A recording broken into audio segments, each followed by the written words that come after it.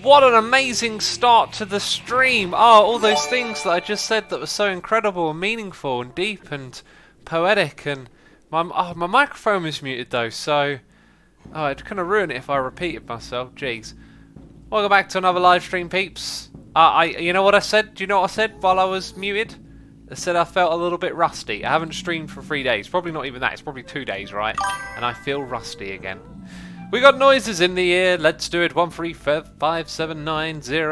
Resubscribe for 5 months during the pre-stream, and Billman68 in the pre-stream as well. Resubscribe for 31 months. The pre-stream music, by the way, did I leave it on my playlist? Was Rudio MM with the song Chromaquel.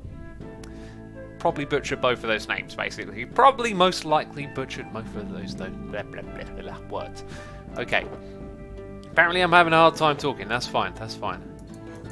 So peeps, we're just going to work on this nether tunnel together, and then we're going to talk about stuff and things. I feel like today I want it to be a talky stream. I just wasted loads of my own dye, didn't I? Well done me. Well done me. More noises in the ear. We got Wubzinator resubscribing for 30 months. MB Lin for 2 months. Sniper 1974 for 37 months. That's an emerald face in chat right there. And we got Dragon Chaser 92 subscribing, and Zinx resubscribing for 6 months in a row. Well, sorry, 12 in total now. So Goldie Face right there saying keep up the good derp. There will possibly be derping in the stream. Then again, all I got to do is build simple stuff. Oh no, I'm probably jinxing it. Speaking of derps, that's a derp. Does this count as a derp in this live stream? Because clearly that was not done in this live stream. I mean, is that how derps work? Am I supposed to press the derp? You know, I'm confused, to be honest. This is something that needs to be thought through. I mean, I did not do that on this stream yet. I feel like I need to press that derp counter button. Did you already prank Mumbo? Says Low. You're late. You're late to the stream. You missed the Mumbo prank. You know, it's your own fault. If you don't get her on time, you don't get to see the Mumbo prank. Free live stream derp, says Tiddy Leds. Yep, clearly I was warming up. Not that I was aware that I was warming up, but clearly that's what was going on. Now, fortunately for me, I have actually become quite accustomed to the layout of this thing. So much so, I don't think we really need to worry about getting a camera account on here. I thought we might be bringing that on today, but I can kind of see what I'm doing by looking across to the next area. So this one has 2, then a Goldie. Then we go up, then we have those there, and this is where we put the stairs in at this angle. Awesome. Cool. Alright then, if you've been watching Fulce's streams, I've got a feeling she's done a lot of this, so it might get a little bit repetitive, but we're here to build a roof. A roof? We're here to build a nether tunnel. I mean, just standing near a roof. Come on, Brain. You can do better than that. Yes, there we go. Look, somewhere up there is more of what I've done. J Harmony Jack, or not even Jack, J Harmony Yak says, is Sumeru streaming? Time to listen to the background whilst doing physics. Yes, doing physics, eh? This old derp will help you with your calculations and your brain smarts, that's for sure. That's for sure. Riley the cop would always stop on the corner at Tony's stand. He'd help himself to anything on which he could lay his hand. Riley did this quite often. Plenty of fruit would be softened till Tony got sore and inwardly swore. Then he began to shout, please no, squeeze the banana. This is Neon Gaming. You know, I've never heard that rhyme ever before, and I feel like I learned nothing by reading it. I have no idea what that is supposed to mean. That was interesting, I guess. I guess we can say that, right? It was at least interesting. Cool, let's continue building and talking. We got a noise in here from Surprise T, resubscribing for 16 months in a row. That's a name change right there, surely, saying, hi X, don't you think Minecraft's team is too small for the amount of money it raises? Java team is just 15 people. I imagine CD Projekt Red with 200 peeps working on MC and making it as big as Witcher 3 in terms of production value. Yeah, maybe. It might be a difficult game to scale up as well. Like, you know, you can throw money and people at things, doesn't mean it's going to work unless you've got the right things in place. And you'd think with Microsoft behind the wheel, they would have access to those kind of resources, right? But I'd agree, it does seem kind of small. Then again, I don't know. I got the thing about Minecraft is that it's just so, it just defies the odds in so many ways. It almost feels like maybe that's why it's successful in a weird roundabout way. You know, you have this closeness to the developers in a way. You can see them on Twitter. They interact with the community. Maybe those things actually go a long way. Who knows? Who knows? And you know what? That's a great way for us to segue into what I've been thinking about today and what I've been chatting about on my Discord with some peeps. Had a little bit of discussion this morning. Put me in the mood for having a talky, podcasty type stream, if you want to call it that. But first of all, we've got a noise in here from Bertrand, who's subscribed with Amazon Prime. Thank you for subscribing. Surprise to you again. Thank you for your 16 months. Iron Daka Bro is here doing cheers, throwing bits, saying, I almost had a very expensive derp today. Well, I'm glad that you didn't, because expensive derps, you know, they're more expensive than regular derps. Words of wisdom from me right there. Words of wisdom. You couldn't have figured that out yourself. Oh no, not possible. Thank you so much for the bits, man. Shadow Seaplanes is here resubscribing for 6 months. Shadow, thank you ever so much. I appreciate it. Target Zero is here gifting a sub to Lico RS. Thank you for gifting the sub. Appreciate you supporting peeps in the community. Thank you for the support. Appreciate it. Cosmology is here resubscribing for 14 months. Then, OKX, what modded feature would you like in vanilla? Better inventory management. That's all I'm going to say on the matter. We need better inventory management in this game. To be fair though, the task that I'm doing right now is kind of manageable. I want those quartz blocks. Maybe we'll be down there in 5 minutes to get them before they despawn. Who knows? Who knows? Also, Hayden F12345 is here, subscribing with Amazon Prime. Thank you ever so much for your Prime subscription. I appreciate it, and I hope you enjoy the stream. Average Martin says, oh my gosh, there is a Baby X badge now. Yes! Yes, and you have it. Eyes on chat, people. Eyes on chat. Baby Asuma has arrived today. If anyone's got a 9-month resubscription, we're going to see a baby face on chat, on screen. Ugh, words are getting jumbled in my brain.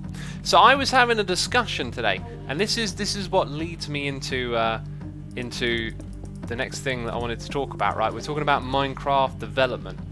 Now we can all have opinions on, oh, it'd be better if they had a team of 200 people, but the reality is, none of our opinions really mean anything because we can't verify them. And so I was having a bit of a deep discussion earlier with some peeps in my Discord, and it kind of led us on to this, like we were talking about conspiracy, well not about conspiracy theories as in this one or that one, but just about the idea of them. And we were talking about history and world events, and one of the things we came to talk about was like capitalism versus socialism. I don't want to get into it like I want to start a debate or anything. What interests me about it is that, like many things in life, we have opinions on stuff that they kind of exist as one isolated thing, and they can't really be like replicated in a lab for a scientific study, right?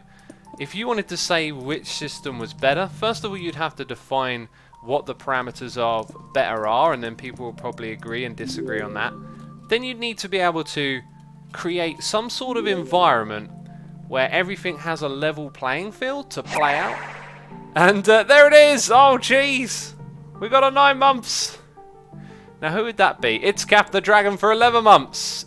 You'll have that face until you're a year old. I don't know.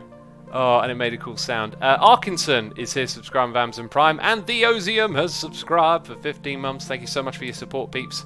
Appreciate it. Wintertooth says, Baby X, love it. Haha. Awesome.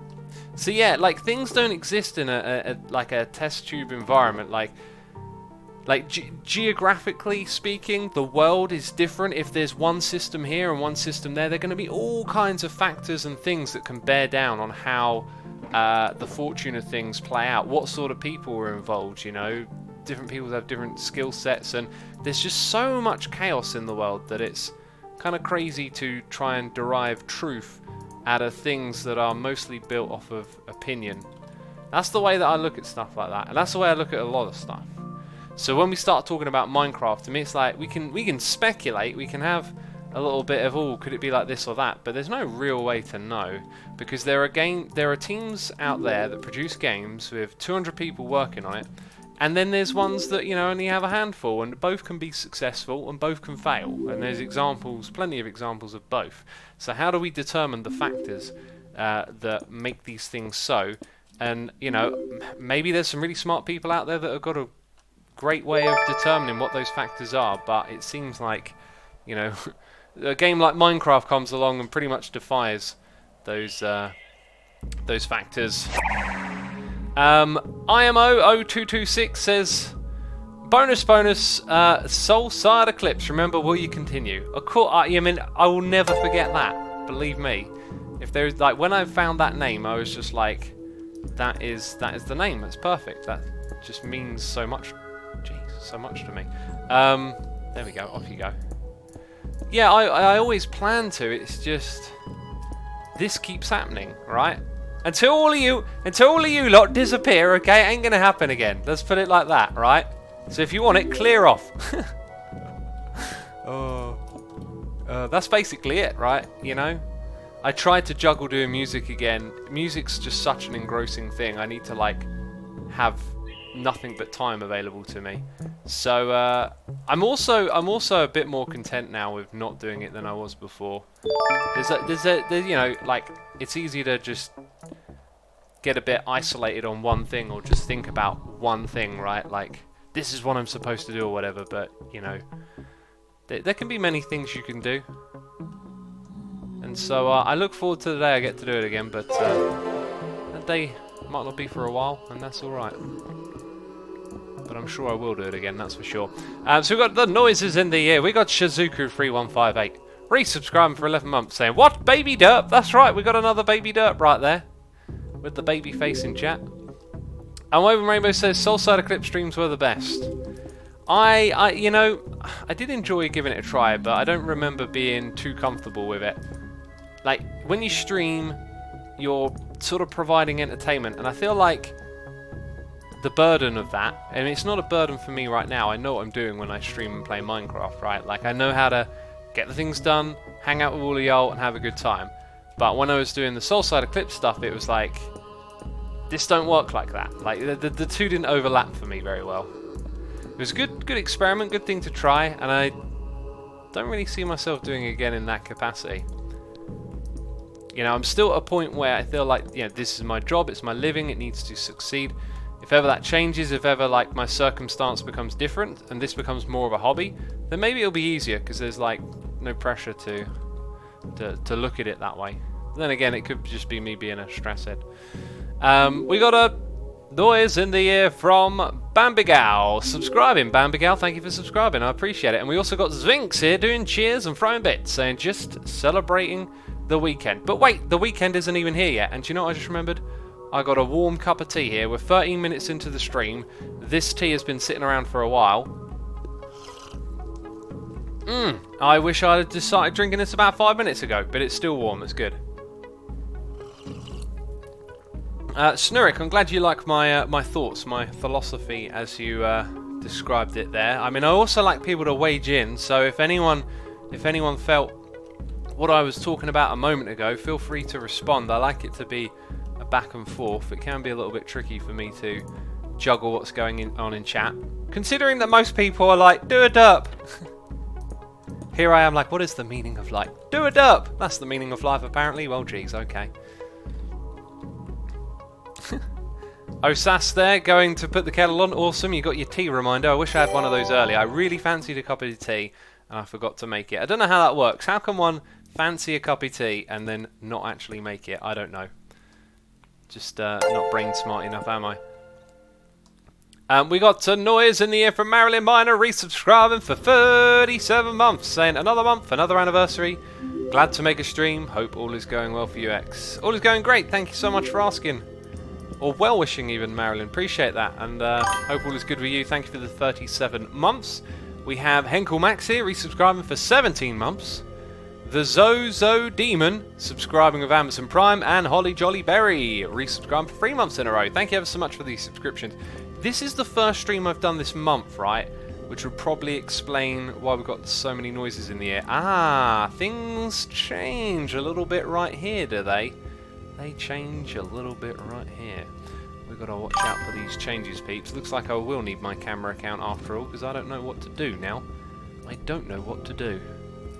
Right, as we come across here, we kind of need to check that all the blocks on the side are in place. They look good over here. Not so good over there. We've got some that are missing, actually. And the ones above them are also missing. And the slabs that I've placed in front make this a pain in the butt. Officially, this is a pain in the butt. Look at that small little gap right there.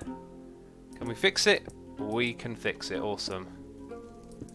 Okay, got to be super careful then. Oh, and the one below. Can I... Yeah. Well, I'm making things hard for myself now. I find balancing real life with YouTube to be the real challenge. I used to play guitar every day, but that eventually fell to the sidelines. How has treating this as a job versus just for fun change your growth across the platform, says Wintertooth. I think it's all been part of the same bell curve. The process of going from casual to full-time has been kind of organic and kind of accidental. So for me, that whole thing, like, it just kind of happened. But as in terms of the amount of time that I put into it, like I got very invested and engulfed into YouTube, like pretty much from, I wouldn't say the first video, but I certainly got a kick for it straight away. And then because I hit the ground running on YouTube, it was just something that grew. You know, there was never like a turning point where I'm like, you know, okay, now we're going to step it up. But that's essentially what happened though over time, right? Like, I did make those conscious decisions. They were just kind of organic, really. They just kind of came one after the next, you know. Okay, I believe that is that section done from one side to the other now. Tom Deb says, hello, my name is Asumovoid and I became an accidental full-time YouTuber. Well, you know, that's what it was like back when I started. You know, people didn't even realise you could make a living off of it. I've watched the whole thing blossom, really. Bill Zabal is here gifting a sub to the channel 101. Well, thank you ever so much for gifting the sub. I appreciate you doing that. Bill Zabal. I just like to say Beelzebub. Like the devil, you know. And the channel, thanks for tuning in. You're subscribed. I appreciate you. Will you celebrate Minecraft's 10th birthday, says Low Wednesday. If I think of something to do, maybe, but G-Stab says, look at Mr. Rich Boy using literal gold blocks as scaffolding. I mean, you know, I did, I guess. I used it as scaffolding.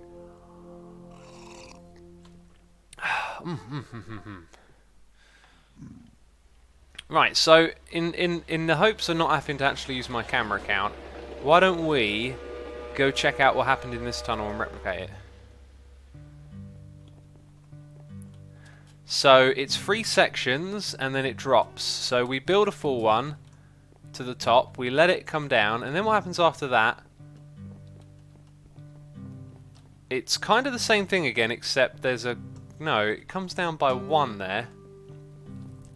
But then it stays there at this height, which I find kind of weird. And that one's got a gold one, so those two are built different from one another.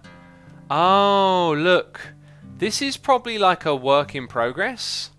Ah, I think what I might do is just kind of do it my own way and then show False I've done it, and maybe she'll copy it across to here, because I think it looks kind of weird when it goes up like that. And I think what looks best is when the sandstone is level with that. I think is probably what's going to look best. Sandstone just in those blocks.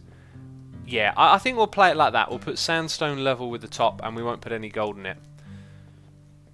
What is your real first name, says G. My real first name is Asuma. That's my real first name.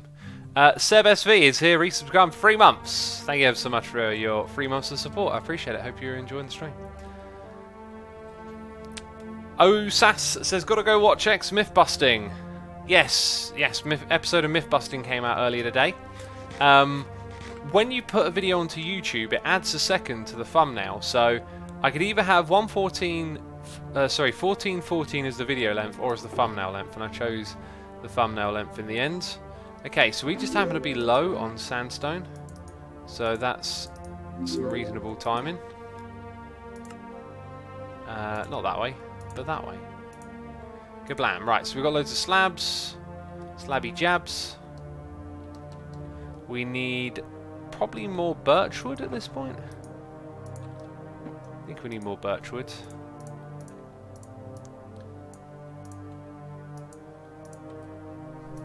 And you know we're going to need some more of the light blue, aren't we?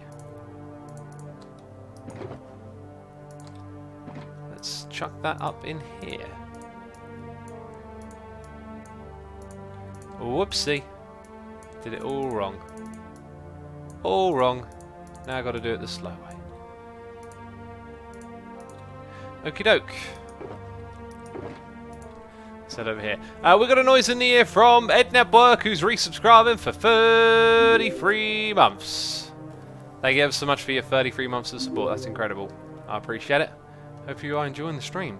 So up here is where we potentially go down by 1. And what is the best way up there? 14 myths, about 1.14 in 14 minutes and 14 seconds. Nice going, X, says Mooseburger. I mean, you say that, but it's also episode 114 of myth busting. Oh! Don't you know it? Don't you know it? I need some of that. I need some of that netherrack back. We'll dig ourselves a tunnel to get some more. Because it is our scaffolding. Okay, so here's the next part of the roof. As you can see, it gets lower. And then that part. Right, so this is as far as we got. Good, good. And this is the first time it lowers down. So what I want to do, I think, is have the sand. Yeah, I think I kind of get it. Let's not do that. Sweet. I think like that is the way to go. I really can't see anything else working. Or didn't I say it would go all the way across? So it would be level. So it'd be like that, yeah, so it would be level. I think that'll work better. So to remind ourselves, next time it's going to be... No, wait a minute. It's going to be level with the next lip. So that would mean it creates like a big bold box at the front. I'm not sure if this is actually what I want. But it'll be something like that. We'll see how it goes, because we've got to build this next section out now. Winnie says, X, I think humans have always been obsessed with finding better ways to do things, and that's why we've come so far. But it also makes us constantly feel like something could be better, whether it's Minecraft or politics or whatever. We just have to accept that everyone thinks they know a better way to do things. That's an interesting point, that we strive to do things better and we always think about how things can be better. I think that is actually probably a strength, you know. Well, I mean, when you word it like that, it sounds like a strength. We got Migfort1 subscribing with Amazon Prime. Migfort, thank you ever so much for your subscription. I appreciate it. Lo Wenzan says, what do you think about Notch's worldview? Heard he's a racist and sexist. Well, I haven't heard it particularly firsthand. I've caught wind of him apparently saying naughty stuff or whatever. You know, I don't really know to comment on it. Obviously, I don't condone those kind of views, but recently I was going to build here on Hermitcraft the famous classic Temple of Notch build, and then I kind of showed it to the other hermits because I was like, this could be a bit much. What do they think? And they're like, yeah, Notch has gone crazy on Twitter, and I was like, oh, oh yeah, I heard about that, and maybe this isn't such a good idea after all. So we had to scrap that project. I was going to rebuild it in like ice and snow because it's just such a classic memory, but yeah.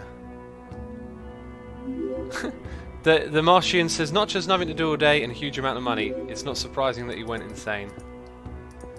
Yeah, I mean, you hear people say it, that money don't make you happy and all of that. Thing is, money does pay the bills. There's an element of like life in which you have to get your money sorted out. Otherwise it's a hassle, but I think it's true. I mean, I've had discussions here on chat about materialism before, and some people in chat are like quite clearly identified themselves as materialistic people that gain value from material objects and whatnot.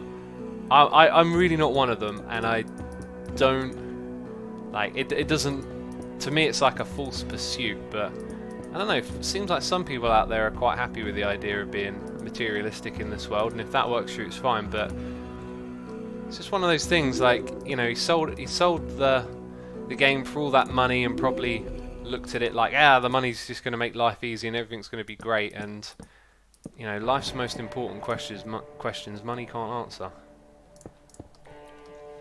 Money can't answer it, I'll tell you that. I can't afford to be materialistic, says Buster Atlas. Well, the thing, I mean, that's like, I see you're laughing and, you know, it's a funny sentiment, right? But that's the thing, that people who seem to be materialistic sometimes are the people that can't afford it in the slightest. Like, I mean, like, literally, this kind of goes into the realm of, like, people you sort of know or see on telly and you kind of fill in the gaps a little bit, which I always think is dangerous. So maybe it's really not worth saying, but it seems like there are just some people who are sort of caught up in poverty and materialism, you know, like you're in poverty and all you seek out is material possessions, and they have value on your life. But again, like I think that's really important to realize those moments where you're kind of like trying to interact with the world and extrapolate stuff from it, and then it's like, well, actually, you're kind of like an onlooker, right? And there's so many gaps you'll fill in about people if you're trying to figure out what's going on in the world and turn it into some sort of sentence you're going to deliver. Belan T is here. He subscribed for 7 months, saying 7 months of great fun and thoughtful discussions and counting. Best stream. Oh, best stream, thank you, I appreciate it. I mean, here I am feeling a little bit rusty, I haven't streamed in a while. We're glad you're enjoying it, thank you so much for the support, appreciate it. I've always worked a job I enjoy rather than jobs that pay well, and that makes me happier than chasing after the next thing, says Buster Atlas. That's great. That's great, I think, yeah. As a financial manager, I only care about money at work. If it's your job, yeah, like, that's your responsibility, I guess. An increase in money correlates with an increase in happiness up to a certain point. Once you have enough money to live comfortably and not have to stress over access to food, healthcare, etc., happiness sort of plateaus, says Jay Harminiak. Yeah, I've read similar things, heard similar things before as well. There's also information out there, studies and whatnot, that the happiness or general happiness of a population of peoples correlates to the difference in wealth. So if we think about how happy we are or we could be in this day and age, do you think that it would be different from 100 years ago? Because there's obviously a lot of like pain and suffering, or maybe even 200 years ago, there's a lot of pain, apparent pain and suffering in our past, but then there's also relative suffering, you know, where people suffer from things today that may seem trivial when, you know, hundreds of years ago survival was so much more difficult and life was so much more punishing on people. You know, we have medical medicine to make our lives comfortable and cozy. Like, happiness seems to be relative. I would believe you could probably be happy in the same way you could be happy today in different times. And that is based on this study that gets passed around, that it seems that in countries that have less wealth inequality, people are generally happier. And that pertains to the idea that seeing difference in wealth between people makes you like unhappy. So like, you know, 100 years ago, people weren't sitting around going, oh, so depressed, I haven't got a smartphone. You know, like, it's not even relative to your existence. You don't even know what it is. Goals are important in life. We want a home, food, healthcare. But once you have enough money and you have those things, what are your goals after that? Perhaps having well-defined goals would help the happiness from plateauing. Wintertooth, there's this chart that I learned of recently. It's like a triangle, and it's these base levels of things. Like at the very bottom, you have like food and shelter, and then you have like family and health above it, and then it goes up to this top level, and the top level is called actualization. And it's I found it a little bit of a difficult concept to wrap my head around, but it is self-actualization, it's called. Excuse me, I didn't mute that. Winnie T. Ford says hierarchy of needs. That sounds like it. Yeah, hierarchy of needs. Look that up. And if the top one is self-actualization, then it's the one that I saw. Self-actualization is kind of having so much of your life in potential and so much understanding of who you are that you are now just in full pursuit of reaching your maximum potential as a person, which might sound a little bit hairy-fairy. I kind of get it, but it feels like so far from where I would be that like I wouldn't even know what that feels like or what that is. But it certainly, I certainly thought it was interesting hearing about it. We got a noise in the ear from Seo Hasso, resubscribed for 3 months. Seo Hasso, thank you ever so much for your 3 months of support. I appreciate that. Hope you are enjoying the stream today, having a good time hanging out with us as we talk about stuff and place blocks in the world. Oh no, that's... Ah, we've hit a snag. Our first snag. Wait a minute. Oh, look, the whole side is wrong. Huh. I mean, I was kind of building some of this stuff and just being like, oh, I need to put blocks here, and maybe I didn't fully think it through. So this isn't too much of a problem. Ian DeMan is here, resubscribed for 2 months in a row. Ian DeMan, thank you ever so much for resubscribing. I appreciate it. Hope you are enjoying the stream and having a good time hanging out with us today. Isn't 70k a year the best amount of money to get for optimal happiness, says Tree Punchy? I mean, it could be, but it depends when that was factored, because, you know, 50 years ago, that's a lot more money than it is today, right? And it's always changing. But I think we're not talking about, like, the money correlating to the happiness. Like, if society was set up different, maybe all of the things that are the foundation for being happy, you know, making sure that you actually have good health, you know, a home, etc. Like, if those things were taken care of for you, then the money wouldn't really correlate to that, would it? I love that color, the colour of that tunnel, says Winnie. I'm glad you like it. I wasn't so keen, to be honest. I thought the light blue, but it's kind of really grown on me now that it's been built up. Definitely grown on me. We need some of this. We're gonna go. Oh, we're gonna have to build it on that side as well. Yep. I'm gonna go stand here and put in the last bit over here. So it looks like it's sandstone on the sides, glowstone in the middle. And now we've got some light up here. Let's go put you in there. Whoopsie.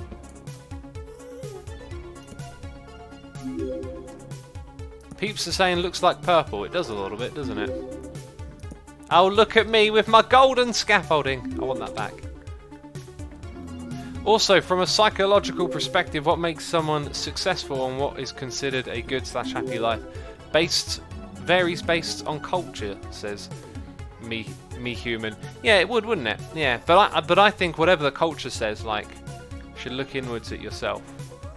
Like, and if you feel different from the culture, then be different from the culture. Don't let the culture shape you. I mean, maybe that's bad advice. Maybe some people need to be part of the culture. I'm not one of those sort of people that needs, like, validation from others. Or maybe I do and I don't know it, you know? Like, psychology can be deep, but I don't think I do. I mean, I've always just found myself just more concerned on, like, what do I think of me? Or something along those lines. Don't forget your tea, says Jess. Oh, jeez, my tea. And that's not to say I don't care what other people think of you, because what other people think of you can tell you about who you are and what you're doing. But did I need those? Yeah, I think I did. But it's certainly something you got to focus on yourself. Okay, I think we're pretty good. I think we're stocked up. Maybe, but oh yeah, no, we probably gonna end up needing more birch slabs. But let's just keep going. Let's just keep doing this, and let's also do a little check. Everything looks parallel and matching.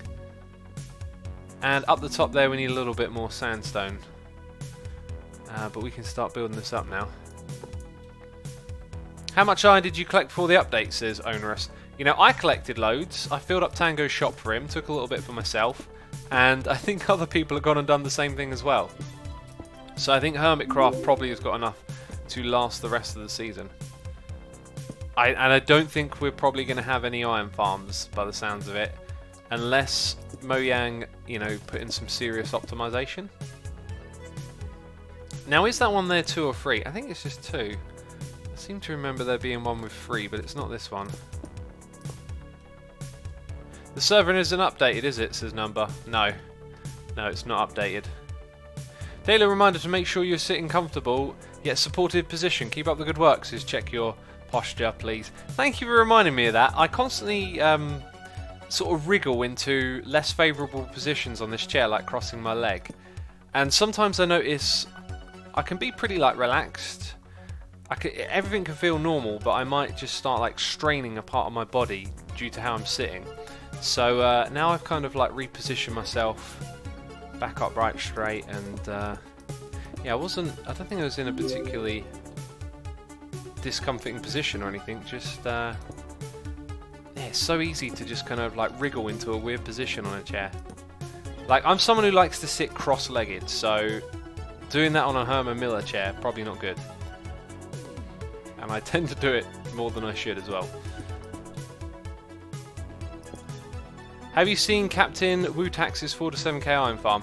Well, I saw an iron farm, like, you know, one sort of principle has been shown, and then it seems like there's a lot of people that are just taking the same principle and making it bigger, which isn't like, you know, particularly innovative. But I was shared one the other day, and it was boasting like a large amount of iron, but it just looked terrible because the game was just stuttering. Like, it was, oh, you know, this much iron an hour, but like the game was struggling to move the iron golems because there was so much villager lag going on, right? So it's one thing to make a good old iron farm, but you know, the next iron farm we need to see is someone who's gone, I figured it out, here's how we make them reasonable to use, basically.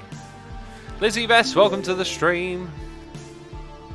Since you love exercise so much, get VR Minecraft and walk around your house placing blocks, fixing and sitting issue 2, says Meow Knight. I'm not sure if I'm going to like VR, I don't know. I've been tempted to get a headset and check it out, but maybe I'm just not that interested in VR. I saw someone did like a 24 hours in VR, and I'm like, I'm glad you're doing that, buddy, because I do not want to spend 24 hours in VR. No thanks. Not for me. Yeah, that would be like a nightmare for me, I think. Doc said he got something figured out for a good performance iron farm, says Seb. Yeah, he mentioned that to me the other day as well. I mean, I hope he has. But at this rate, we probably don't need one on Hermitcraft because we have so much iron stocked up now. I think like 4 or 5 hermits have gone over there and stocked up. Let's get our slabby jabs next. Asuma, a regular person has to spend 1/3 of their life getting money. If then would not have to do that, they would be way happier, says Surprise Tulpa. Potentially, yeah. I mean, we were talking about Notch going mad because he's got so much money. I mean, that's an argument in the different direction. I think, like, you know, for people to be happy, money is a part of the equation, but it's not the whole equation. And not having money, or sorry, having money solved is therefore still not the whole equation, right? It's never just, here's the answer to happiness, and it's got something to do with money. It's always going to be more complex than that. I saw a cool video of a company called Infodec who have developed a omnidirectional treadmill for VR. Look cool, but I wouldn't want it on 24 hours, says Big Papa's House. Yeah, I've seen some of that stuff. A few years ago, actually, I saw that stuff. It's been ages since I've checked out like VR tech, but they've been working on things like that for a while. You know, when the technology gets better, it will probably become more enticing, but for me, I mean, I like doing physical activity in the real world as it is, so there's little to entice me to doing it in the VR world as it currently stands, I guess. Like, when the technology's there where you can be like, I don't know, the Terminator, or like an action movie hero running around shooting at stuff, and it feels real inside a VR headset, like, then, you know, that's going to be you're going to be able to provide stuff like that you ain't going to be able to get that experience, you know, elsewhere. But as of right now, it's, of what I've seen, these sort of 3D games and 3D environments that you can drop into just don't seem very appealing to me.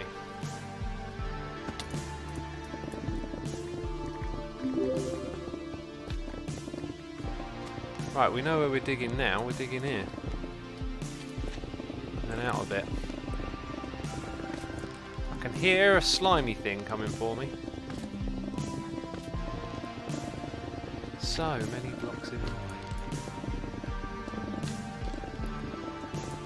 Right, that'll do. Dylan says facecam question mark. Oh, we did facecam last stream. We're not going to do it back to back. I mean, geez, my face needs a rest, you know. It needs a rest from all that facecam we do all the time.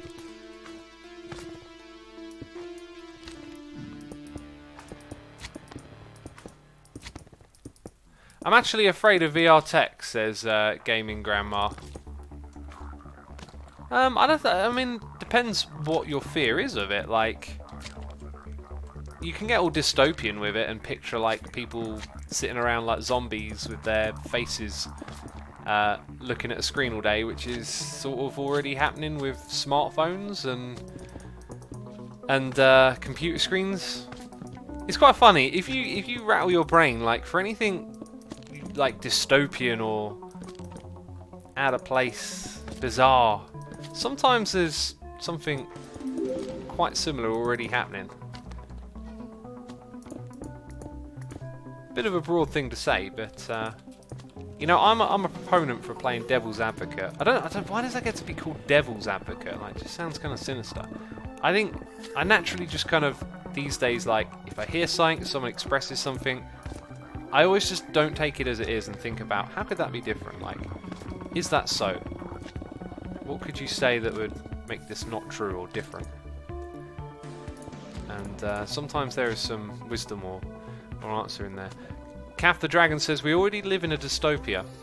Well, if society is always changing and things are always progressing, then you know any stage of society is different from the previous one, right? So how would we define what is dystopian? Because it will always be changing. Maybe there is actually like a dystopian definition. How do you feel about using the computer for so much of your day, Asuma, says Lon?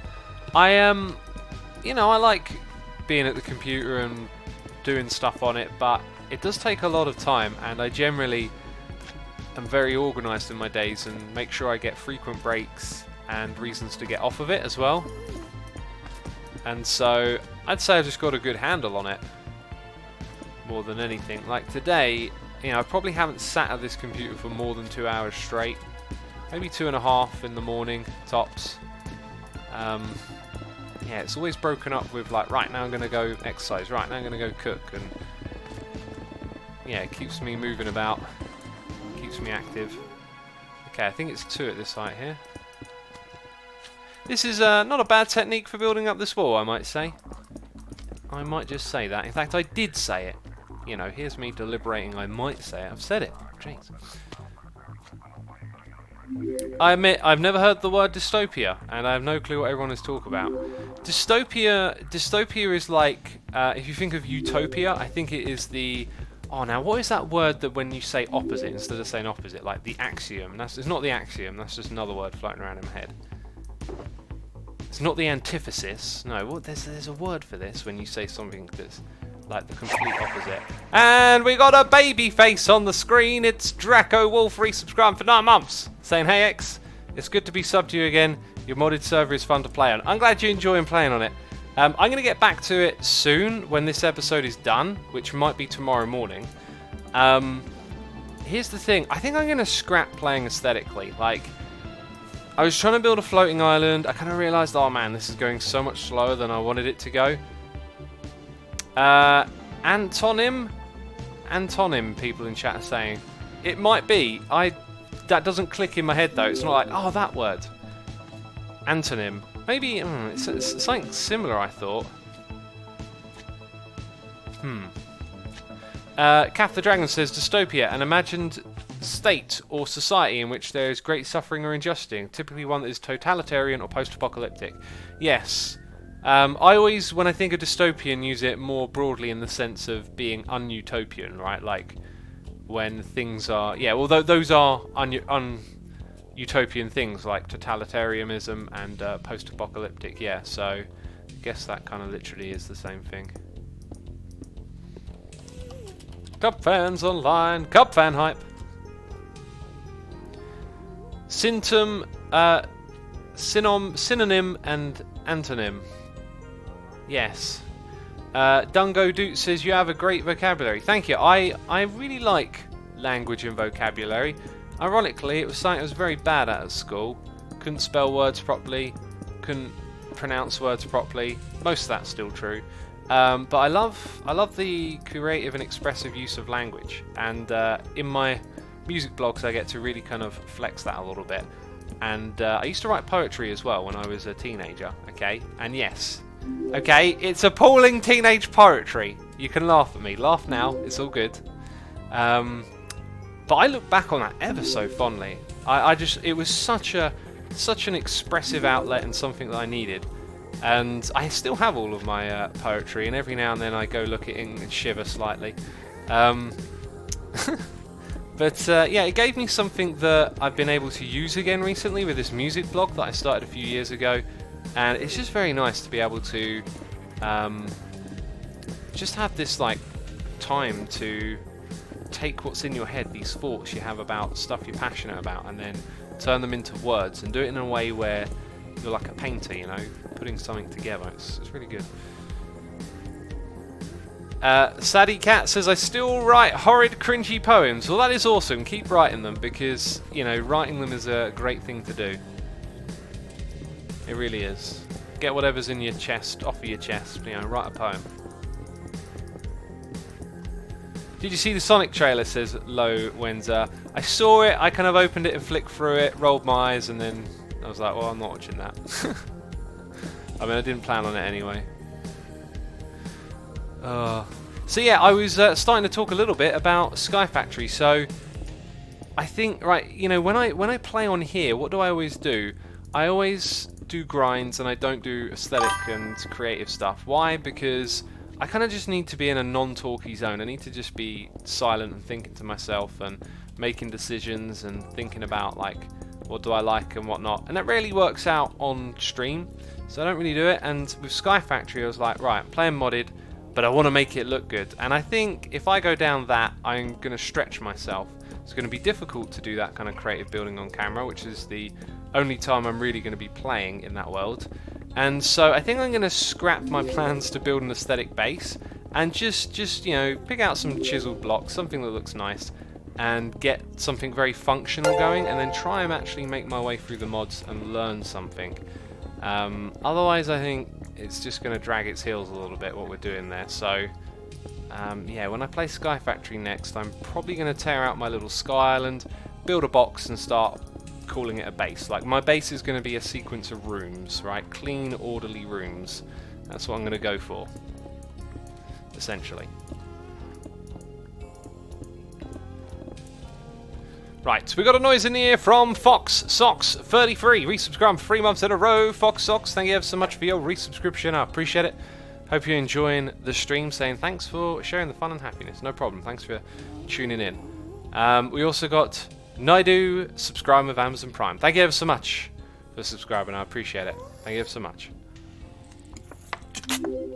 Rapan's there in chat mentioning a streamer who's a drummer.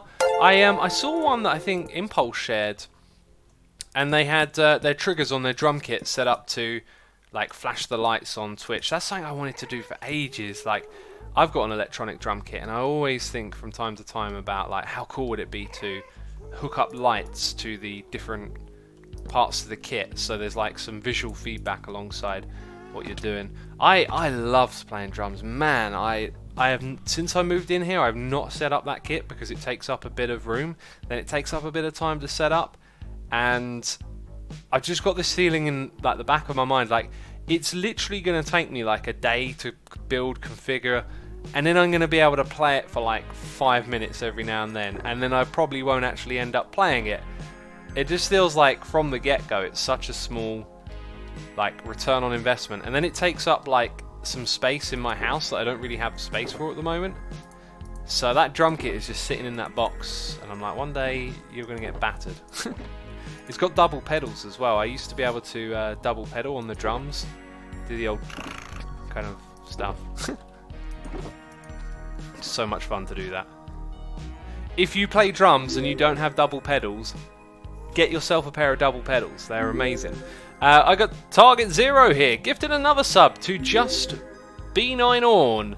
Thank you ever so much for gifting the sub, Target Zero. You gifted one before, didn't you? Maybe I'm mistaken. But I appreciate that support, and just B9 Orn, thank you for tuning in. You're now a subscriber. Mick thoughts has ever played in a band. Nope. I didn't. When my mates were all in bands, I didn't really want to play in a band. I always just like made my own music and did it my way. And now, as a consequence of that, I have like hours and hours of music that's just sitting around on my computer that will probably, for not a long time, get turned into anything that people will hear. I mean, I wrote a whole album. I've got like a whole album sitting there that I love, and every now and then I just like tear it out and start playing some of those songs again. Man, it's so fun to do that. Dungo Doot, you've cracked the code. You've figured out the secret message. You've won the Asuma game. Ladies and gentlemen, the Asuma game is now over. Dungo Doot has realised that my name is Music Backwards. That's it. The game is over. No more streams, no more videos. Thank you, everyone. Appreciate it. Good night. Now, can you imagine that if I just disappeared forever? This whole time. No, you're not the first person to realise that. In fact, I've said that's what the name is, but I can't resist a good funny little giggle, you know.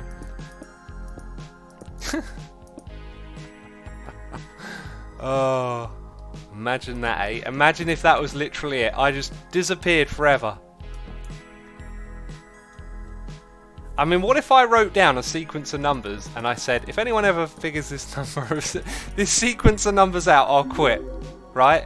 I just put a load of random numbers together, right? Then forevermore, I bet you I'd just be flooded with comments and messages of people typing random strings of numbers.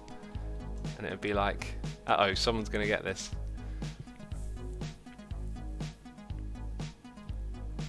Well, we are getting things done, my friends, today. This is productive so far. The building of this tunnel, though, is a slow one. I knew it would be, but I mean, that's actually why I didn't start working on this until I had to. Like, I was going to move my... I was looking at the hub and I was just realising, hey, we kind of agreed on cleaning this thing up and having it so there's no entrances everywhere, and False has been working up the top here. So I was like, someone's just got to do this. So I went around and I... telling you basically what happens in my next episode. I went around and I, tidied up all the little exits off of the black walls of the Nether Hub, and that's kind of left us here, right? I should probably save my silk touch a little bit. Now I need to hook my tunnel up to this up here, and other people will need to do the same as well. So that's encouraged me to come in here and work on this, because before I was like, this design is too big for that, but then I saw that False had lowered down the roof as you get further in, so it's kind of like, well, that works actually. That's pretty good. Where does this one go, says Jimbo? This goes to the mesa and the sand area where we get those materials from, and it goes to my base as well. Hey X, do you think the Spurs are going to redeem themselves, or is Ajax going to the final, says David Danvik? Well, I think that Liverpool are probably realistically out, right? As unfortunate as that is for them. I think Tottenham have the potential to turn it around, and I'm going to root for the English teams, as me, Mr. Oh, it's all just lines that we draw in the sand. Seem to get all nationalistic about football. But yeah, I think Liverpool know it's probably over as well. But I think Tottenham have got a chance of turning it around. So over here, this is what we like. Iskau, if he wants to come to the hub, he'll now end up here. I mean, he doesn't actually have to connect it to this one, but I'm encouraging people to now do it the way we said we would, and that includes myself, of course. I've got to be a participant in this, so that's why I'm working on my tunnel. Right, okay, so now there's another one there. Look back over here, we have blocks across the top of that. And then we need our stairs.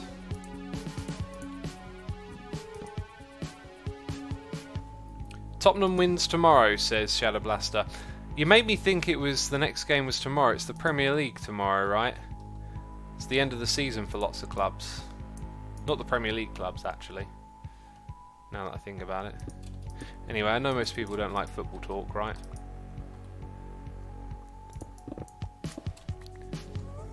It's kind of weird how it's like that. Like, I always notice that about sports. Like, why sports seems to be kind of like polarizing in a weird way, right? Like, on one hand, it's incredibly popular. So many people love it, but that also seems to bring about it with like some hate. You know, like I might see a comment like, "Oh, stop talking about football." Yeah, like I was talking about all this other stuff before, and you don't see messages like that. I'm not saying I'm seeing it right now. It's just something I see with sports. Like, why is it like that with sports? I don't really quite get it. I don't really like it, says Low Wenza. I mean, not liking it is fine, I guess.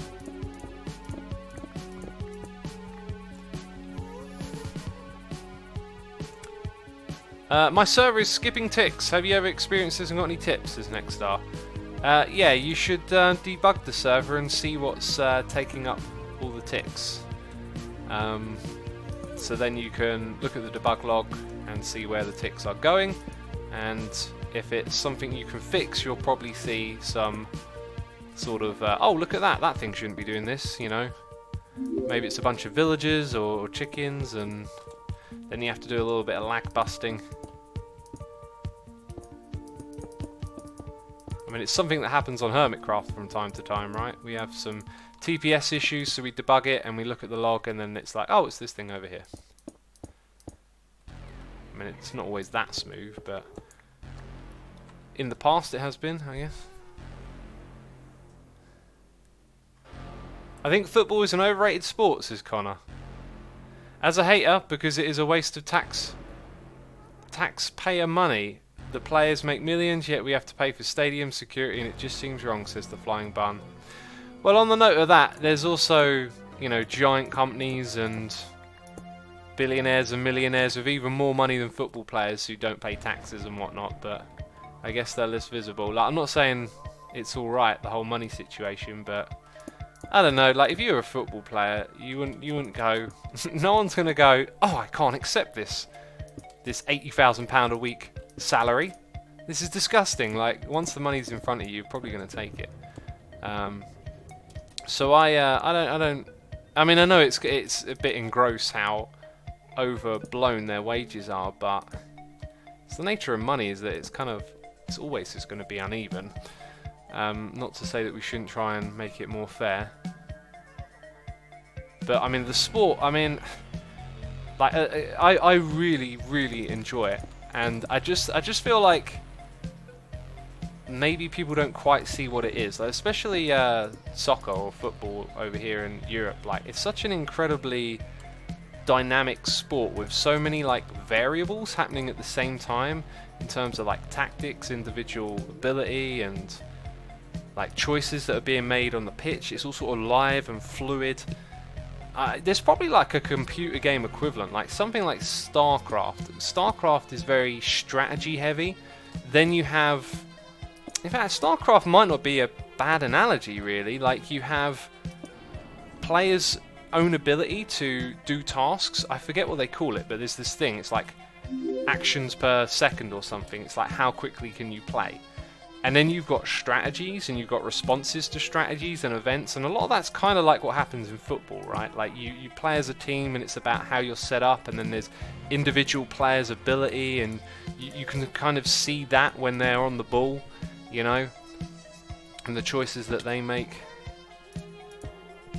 Maybe it's a little bit comparable to some esports, you know. Monkeyworks says, football is fantastic. I'm primarily a hoccer fan, but football is just similar. We're just on grass. Yeah, hockey you've probably got a lot to look at as well, right? Same set of things, really, isn't it? There'll be tactics, there'll be individual ability. Realise it's a rather unrelated topic, but how do you feel about tabletop role-playing games, Asuma? Do you have them? Have you tried them? I think they'll appeal to you. Well, I know that they don't appeal to me because I've never played or bothered with them. Well, that's it. They just don't appeal to me. Like, I have had offers to play them, but I don't know. Like, I've never like invested much time into learning what they're about, right? Or what goes down. The whole premise of it just doesn't particularly interest me, I guess. It kind of sounds like it's a game that's sort of like the playing field is dictated by an individual in the group of players, and it feels like it's not a game of skill, strategy, or like ability, but it's probably a game of imagination and expression, and like it seems like it's more about making stuff up. And I don't know, that just doesn't really appeal to me. But as I say it with those words, as I try and find the right words for it, I'm like, well, here I am in like a made-up world, in like a game where we create and make things. So who knows? Maybe I could be wrong about that.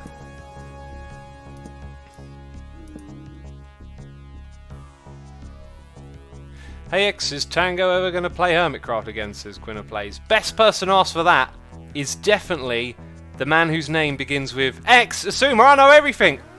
I know exactly when Tango's going to log on and play. He's going to log on right now. Any second now. No, okay, he didn't log on. Alright, maybe I'm not the best person to ask. I thought he was going to log on and play right then. Hey Assumer, I run a server for my brother and my girlfriend, and I and we are and on I are on 1.14. Since you run a few servers of your own, do you have any tips to keep the server interactive, like similar to Hermitcraft, where the design factions, you and the other hermits go into Minecraft and multiplayer? So thank you. I mean, if you're playing with like a small handful of people, just coordinate times to play together and keep it interesting by knowing what you're going to do when you play together. Think of ideas ahead of time. Let's fight the end dragon, let's fight a wither. Like, set yourself some goals and objectives and treat it like, hey, we're going to have this time together and let's do these things, right? I mean, I imagine that's a good way to approach making the multiplayer experience like fun for you and your friends, is having a bit of a plan and a bit of a sort of time allocated for it. Because obviously us hermits, you know, we do things together, but we also just log on and play. And that works for us because we're mostly full-time YouTubers, so we all are situationally doing Minecraft videos and playing on a place like this, so that works out well for us. But we've had the expanse of time in which to recruit like-minded people and find our group, you know. So it creates a bit of a slanted illusion, right? Like, this didn't just come to be, it took time to get to where we are. Tabletop role-playing is about having no limit over what can be happened and unlimited scenarios, says Arvolda. Yeah, you see, that to me though, like that lack of restriction, like doesn't make it feel like a game, like, or a challenge. You know, like how can you like enjoy a challenge when the playing conditions can be changed up on you? I get the feeling that's not the point, right? Like, but I guess that's kind of like what I look for in a game.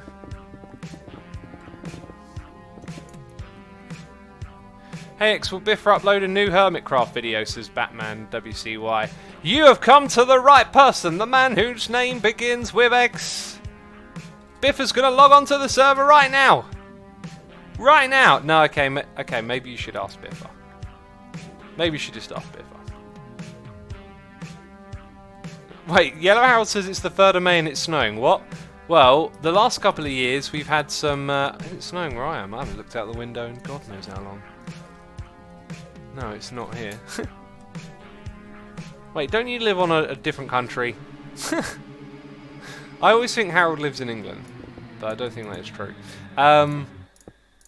Yeah, like the last few years, not this year, we've had like late March, April, early April snow here in the UK, but we didn't get it this time around. But it seemed to be becoming a bit of the thing to get it at that time of year. And that might sound a bit anecdotal. It is a little bit, but it's also true.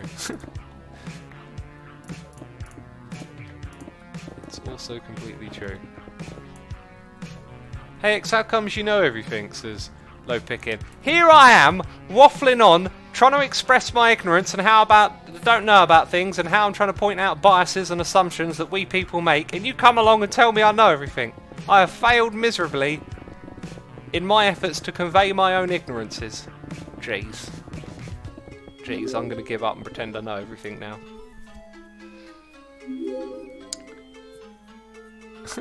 Snowed today in Sweden, says number 4511. I imagine it snows all the time in Sweden, right? Even in the middle of summer?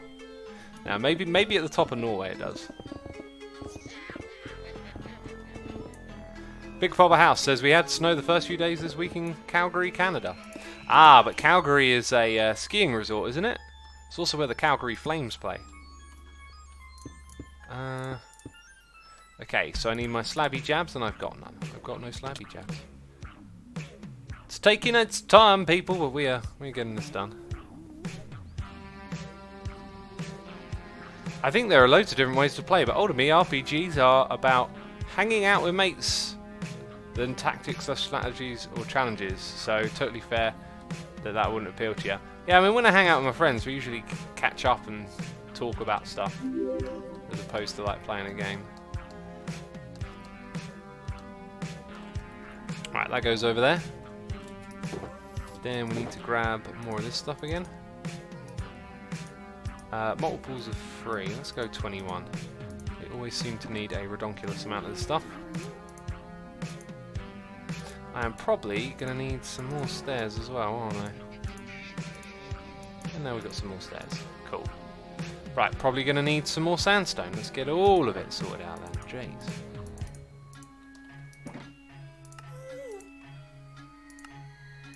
Good stuff. Right, and...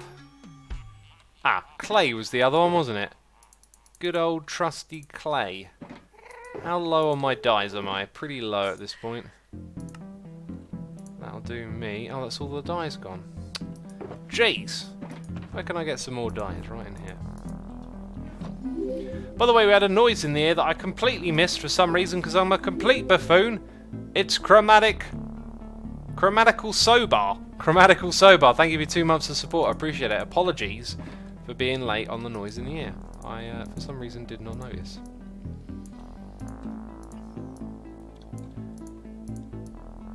That'll do for now, then. That'll do for now. Let's go place some blocks, peeps. Hey X, where is Evil X? Says Greg. Evil X is banned from the server. That looks nice. That's the first time we're checking out this sandstone here. I think we made the right choice there, actually. That looks pretty good. And we got a noise in here from Quinna Plays. Subscribe with Amazon Prime. Quinna Plays, thank you ever so much for your Prime subscription. I appreciate it. And I hope you're enjoying the stream that we are doing here today. Will the Hermitcraft have the new villages after the update, says Mig4. I believe if they are part of the update, then we will have them, yes. I think that's how it works. Hey X, why is Evil X banned, says Debak. I don't know, you know, why is Evil X banned from the server? It's a good point really, isn't it? I mean, it might be because they're evil actually. It's like the answer's in the name. Why is player that wants to blow up your server banned from the server? I like this song. Hey, this song reminds me of Final Fantasy VII. One of the songs on that soundtrack. And I was thinking about that the other day because people were like, what's your favourite game? And I was remembering that Final Fantasy VII remake is supposed to come out at some point. I don't know if I'm going to play that, and I don't think if I were to play it, I would want to play it on stream or anything. I think I'd just enjoy playing that to myself or reminding myself of like being a kid and getting all like lost in that Final Fantasy world. Yeah, that's an amazing game, Final Fantasy VII. And I think what makes it truly amazing is a couple of things really. I think the game is genuinely really good. I think it's kind of one that stands the test of time. I played it a few years ago again and it was fantastic.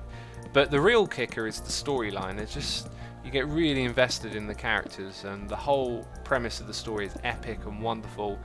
And it's such a classic game. I really do love it. That's one of my favourite games. And I've never completed it. Gotten all the way to the end and decided, oh, you know, do you know what I think I'm going to do? I'm actually just going to like level up to level 99, and I found a really cheeky way to do it easy. And then I said to my mate, oh yeah, like nearly at the end, level 99, and they were like, oh, it's harder if you're level 99, you should let me, right, come round and make sure you win it. And then we never did that, and then I forgot about it, and I don't even know if I got it. I've still got my PlayStation 3, I don't know if the save data is still on it. I just don't know. I think FF7 Remake is out already. My brother keeps telling me how great it is. Really? I have to literally stop streaming and look that up. Okay. We're going to go FF7 Remake on Wikipedia quickly. That can't be out. I would have heard. I surely would have... Hang on. I've put FF and. That's not what it's called. Okay. There's no release date. Pre-release?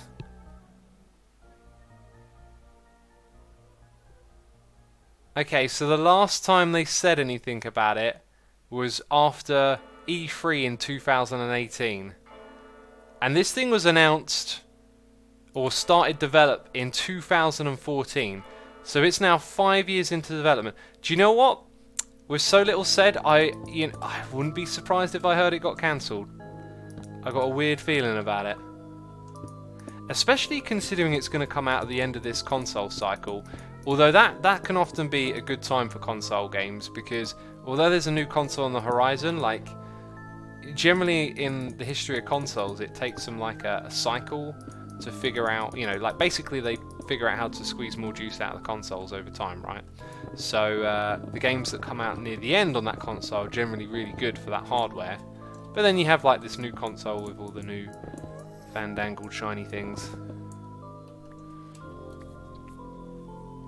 Hey X, do you play indie games? I am an indie developer and was wondering if you would support indie game developers. Love your videos, Squinner Plays.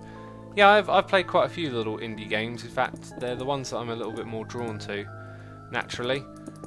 I'm actually talking to a indie dev about covering one of their games, which I saw like last year, and they look really cool, and they're getting close to being ready to release it. So, some point in the future, maybe like a month, I think. Might have another cool game to play here on the stream, because this is the place where we play other games now. I don't really do it on my channel, I just stick to Minecraft there.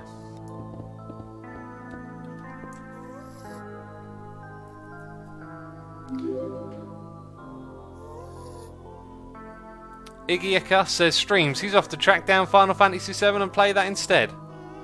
If it were out, I wouldn't turn off the stream and go play Final Fantasy. I'm patient with stuff like that. I mean, it's like this Game of Thrones thing. People are staying up late at night to watch Game of Thrones. Like, I say late at night, I'm talking like 3 in the morning. I would not want to rearrange my world just for that show. I mean, I love it. It's great, and I'm really looking forward to watching the next one. But my God, I'm not staying up to 3 in the morning. That's just going to disrupt your sleep schedule. It's going to throw you all over the place. For what? Like enjoying something several hours before you could have if you'd have just slept and woken up early or something. I find that silly.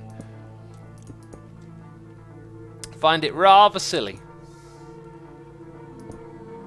We got a noise in the ear from Chosen BC. Resubscribed for 5 months in a row. And also the one fangirl here doing cheers and throwing bits, saying, hey Asuma, could I get a late happy birthday for me off me fiance, Zodiac Siren? It'll make her day. Absolutely. How about a round of happy birthdays for Zodiac Siren in chat? Go ham, chat! Go ham right now with those happy birthdays. Thank you so much for the cheers and the bits. And congratulations on getting engaged as well. That's awesome. And where's the wall of spam? Wintertooth says, oh X, I'm sorry, the remaster Final Fantasy VII, and it comes with a remake, and it's scrolling off the screen. I can't even read the message. Why'd I try to read a message after requesting a wall of happy birthdays? There you go. I hope it makes that good for you. A late happy birthday as well.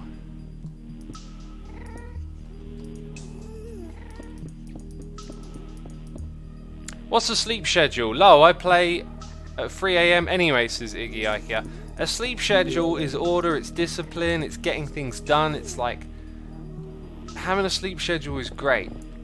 You know, you can be consistent and reliable and orderly because you got a routine. You got time that you get up with and get things done. I mean, I like to get up at 6 in the morning and get going.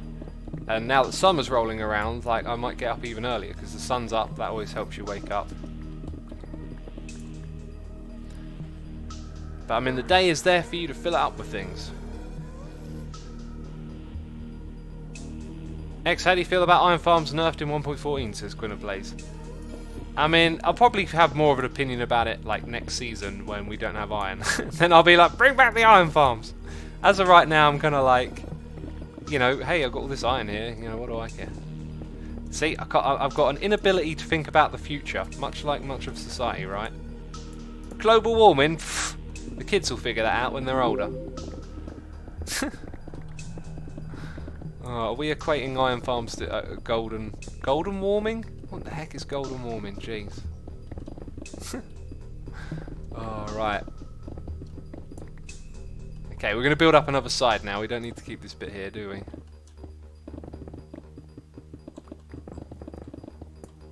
Apparently, FF7 is going to release on the 31st?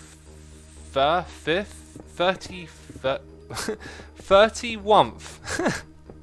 31st of December. I like that. That sounds amazing, the 31st of December. Oh, my birthday's on the 31st.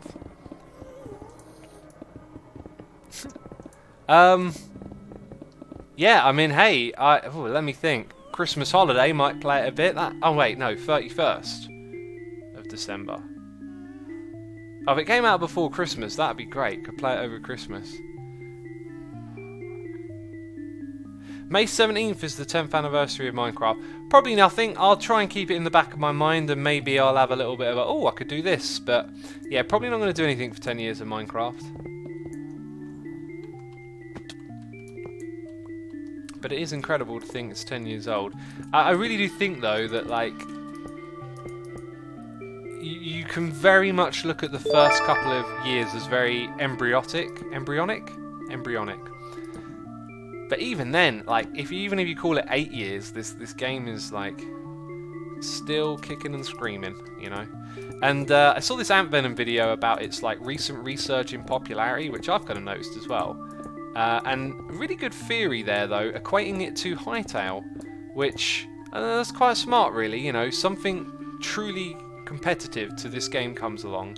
It's similar, and it's kind of like, yeah, well, of course that could stir people up. They're interested in that game because of how great Minecraft has been, right? But they're stopped playing, and it can bring people back. I think it's a really good theory. We got a noise in the air. Cheers and bits are being thrown at me from Tron to KSA, saying bleed purple bonus. X, thank you for all you do. You and the other hermits are 90% of what I watch on YouTube. Keep up the great work. Awesome, buddy. Thank you so much for the support. I appreciate that. I'm glad you enjoy watching the Hermitcraft videos. It's always great to hear, of course. Okay, these next ones... Ah, no, wait. Things are very different here. I'm glad I just remembered this, because that is where the blocks are supposed to go now. Yes, things are different here. Oh, we're out. Didn't I... Ah, I think it turned the ones I already had into slabs. Yeah. Jhar340 is here. Subscribe with Amazon Prime. Jhar, thank you ever so much. I appreciate it. Hope you're enjoying the stream and having a good time. We need to throw away more of this netherrack. I wonder what would have happened if we kept all the netherrack this season. Like, what could we have used it for? Okay, now we can do that. That's good. Blatantly going to run out of this again real quick. Let's... where are the dyes at? The dyes be over here.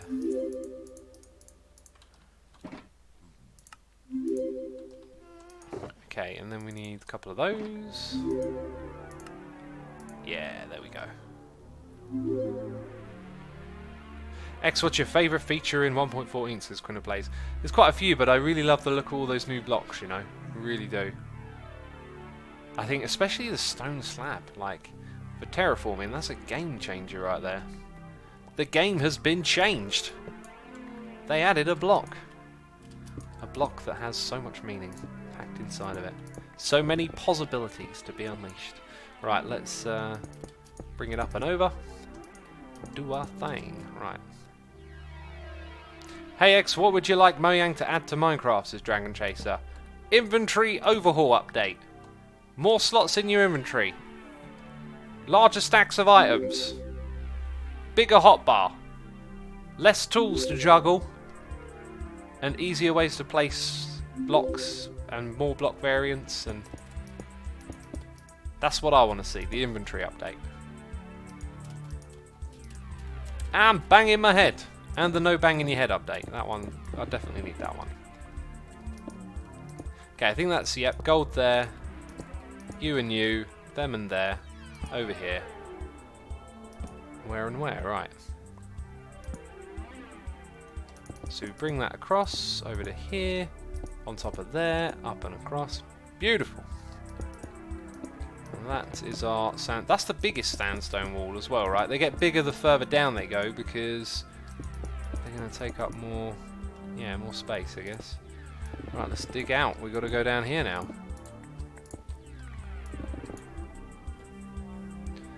Assume avoid make videos about everything. Yeah, let's just make videos about everything.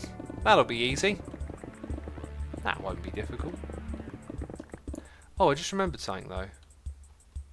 I'm gonna have a yikes moment, aren't I? Am I gonna have a yikes moment? No, I'm not. I actually did the thing correctly. I just noticed something that I thought I might have done wrong. And I haven't done it wrong, peeps. I haven't derped. So don't go telling me to hit the dirt button. You don't even know what it was I was yikesing about. Jeez, bunch of derp fiends. Bunch of derp fiends. That's what I've raised y'all into. Who has watched Endgame, says Barbecue Becky. I have not watched Endgame.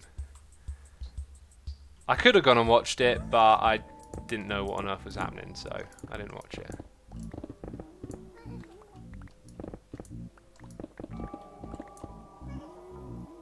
Batman says Vsauce literally made a video about everything. Wow. He must have a lot of time on his hands.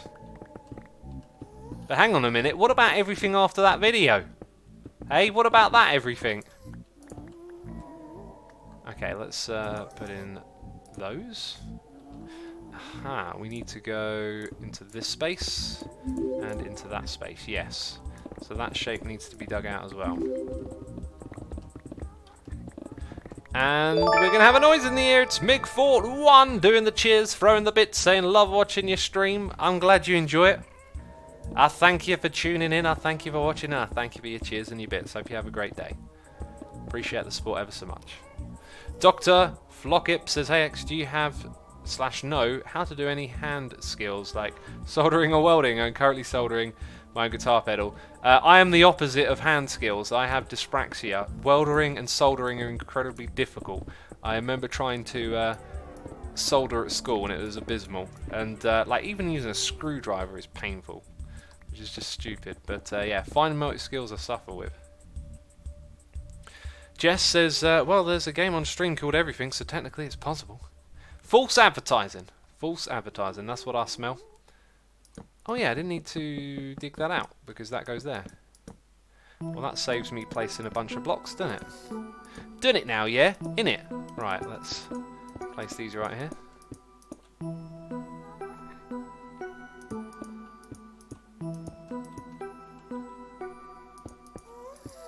False isn't advertising in your channel, says Awadaban. What do you mean, isn't advertising in my channel? X, what do you think about being able to put shulker boxes into your chest plate slots to have double inventory space? I think that's a bit of a novelty way to do it. I think there could be cleaner and better implementation of that. There's some lava right above that block, isn't there? Ready to ooze out and destroy me and all my items.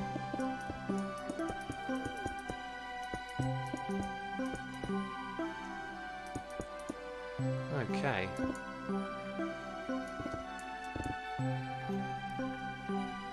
Is flying machines better than other methods for building farms? I should say resource consumption for the earlier game. No idea, Dragon Chaser. No idea what sort of flying machine you want to build or what you're going to do with it, so I don't know. Peeps, it's time for that professional streamer. Reminding you to hit the follow button if you ain't done so already. We've got 900 peeps watching today. I just noticed it. Thank you everyone for tuning in. Hope y'all are excited for Hermitcraft in 1.14. Looks like we're going to have a 1.14 pre-release for 1.14.1 next week. That might just be on the Wednesday, or they might be trying to get it out quick, so it might be on the Monday. I don't know. I'll keep my ear to the ground, you know. The ground will be below me, but then I'll put my head down on it and I go, this is completely useless. Okay, that was supposed to be a metaphor, and for some reason I put my ear on the ground. No, I will. I'll be listening out on Twitter and trying to keep on top of it. But yeah, and we're hoping it'll fix the bugs that we're aware of that are going to stop us from updating the server. It's the first time we've had to do this, really.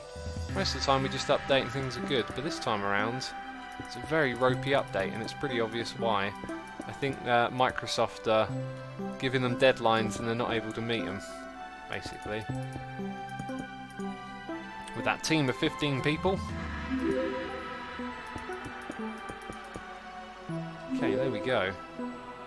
Right, time for a little bit more netherrack mining, I think. Thanks for hitting the follow button, peeps. I can hear the noises. Appreciate it. Winter2 says that's an insane number of peeps watching. I usually get around 20. Hi, peeps. I guess it is insane. Yeah, it is definitely insane. Thing is though, like everything scales. Like sometimes I'm like on Twitch and I'm like, whoa, this person has like 5,000 people watching, and then I'm like, you know, I kind of like remind myself, you know, I have people watching, and that's kind of like amazing, because whoever it is who's got 5,000 people watching might be like, whoa, this streamer's got 20,000 people watching. It's all just numbers. It's just numbers. Just enjoy the experience. Have fun. Ah! Fall down! Break thy shins. Don't break thy shins, people. I do not wish for you to break thy shins. So please don't be breaking them. I'm very excited to see Mumbo's reaction to finding out his witch farm is broken. You're excited? I think Mumbo would be upset if anything. Not in a upset way, just... It's not going to be good news, is it? It's surprisingly slow, that farm, as well. Like, it took a long time to get... Is it 300 witches out of it? There's probably some, like, optimizations that can be made as well. And I believe there is designs... Ooh, did I... I think I did a silly...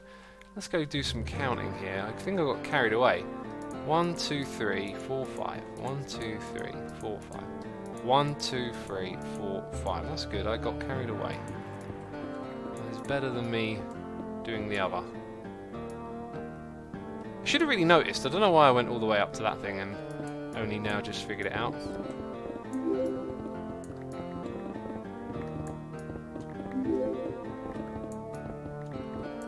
Okay, that gives me a bit more of this stuff to place as well.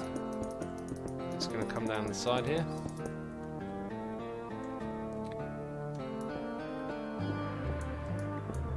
Hey Asuma, crazy question! But have you ever been a smoker? And if so, any advice on quitting? If you want to quit smoking, like what I say to people when I talk about quitting smoking, it's like a lot of things that are hard in life, is that you have to accept that it's hard. You have to embrace that things can be hard and painful, and you have to make that pain your motivation. I've had to do things that are difficult, and I've been fortunate to find a way to where I've taken something that's difficult and I've made that my motivation and made it like my drive. So like, it's like, I don't know, like turning it around with like fitness and running in the beginning. It's like, oh, this sucks, you know, this is, oh, I've got to get in shape, but like running's awful, and it's like, well, that's what you got to do, you know, you got to embrace that pain, you got to put up with it and let it strengthen you. Because when you put up with the pain and you come out on the other side on top and you're like, hey, I did this thing, then that's your strength right there. You know, that's your power. That's what you can do as a person. Isn't the music a bit depressing, says Martin. It's Dungeon Synth. What did you think? It would be all nice and happy dappy? I love this music. It's gloomy, weird and mysterious, and that's what I like.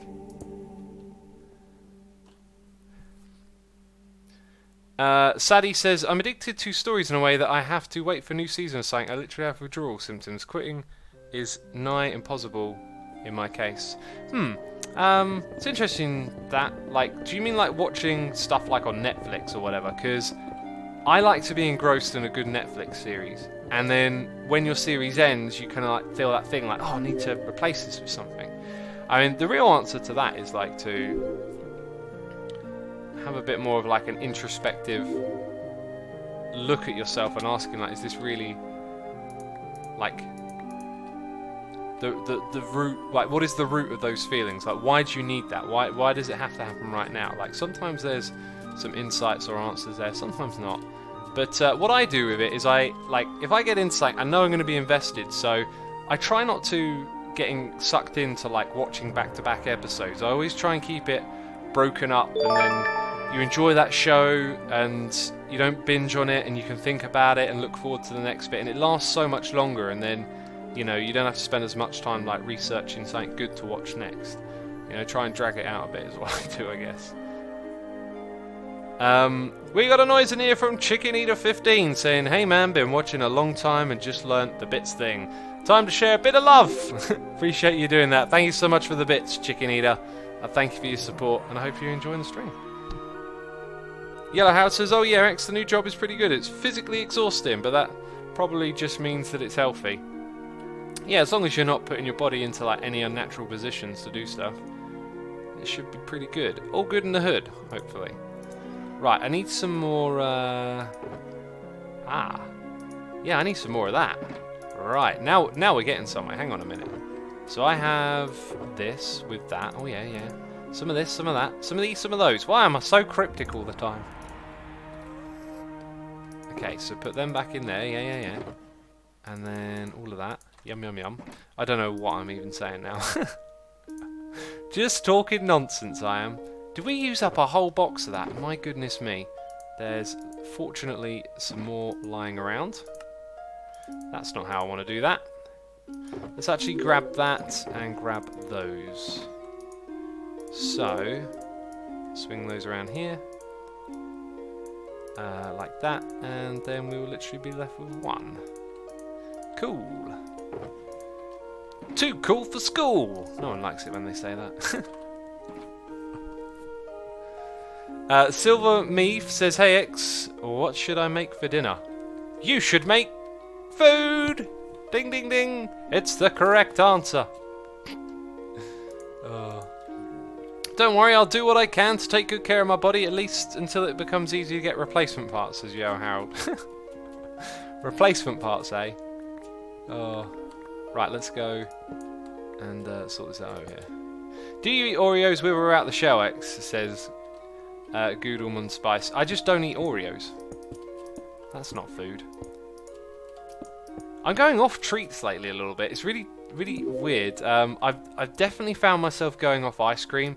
Every time I have ice cream, I just get such a sugar rush. It's awful.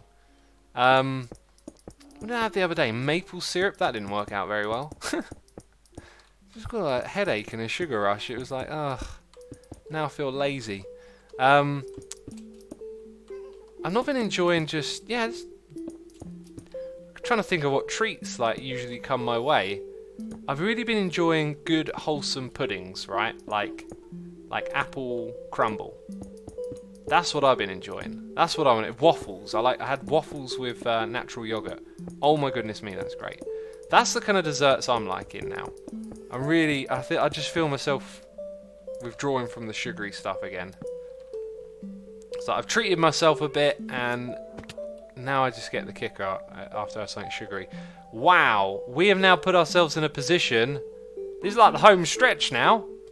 We're going to get this thing done in no time. And we've got a decision to make here. I think what we'll do is we'll put sandstone.